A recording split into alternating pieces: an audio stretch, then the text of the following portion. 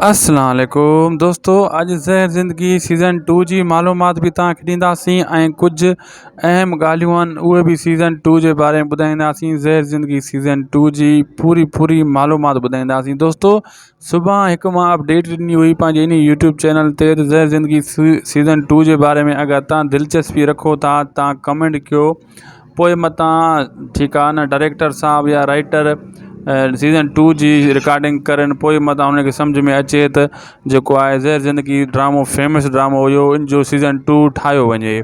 ऐं काफ़ी दोस्तनि मुंहिंजे यूट्यूब चैनल ते ऐं फेसबुक पेज ते इहे ई सीज़न 2 जे बारे में कमेंट ॾिना आहिनि। उन सभिनी दोस्तनि जी राय ॾिसी मां पाण हैरान थी वियो हुउमि त सभ खां वधीक ज़हर ज़िंदगी ड्रामे जे बारे में माण्हू जेको आहे चवनि था त ज़हर ज़िंदगी सीज़न 2 ठाहियो वञे, इन जो एंड सुठो ठाहियो वञे, जीअं मतिलबु हिकु ज़ालिम मारियो वञे ऐं हीरो जेको आहे उहो बची वञे।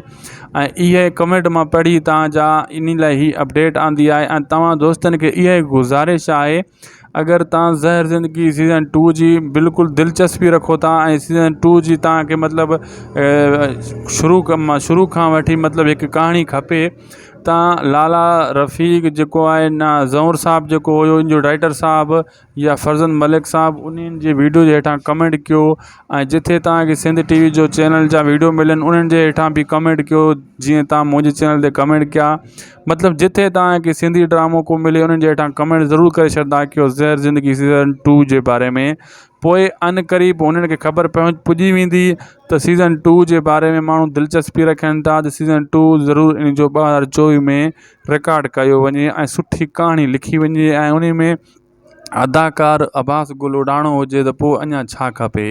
इहा तव्हां काफ़ी दोस्तनि मैसेज ॾिना ऐं रिप्लाए सुठो ॾिनो ऐं उन्हनि खे इहा गुज़ारिश आहे अहिड़ा कमेंट बार उन्हनि जे चैनल ते बि वञी कयो ऐं उन्हनि जे पेज ते फेसबुक ते अदाकार जेका हुया उन्हनि जे फेसबुक में कमेंट अहिड़ा कयो जीअं हू सीज़न 2 ठाहिनि। ठीकु आहे दोस्तों, असांखे ॾींदा इजाज़त, ख़ुदा हाफ़िज़।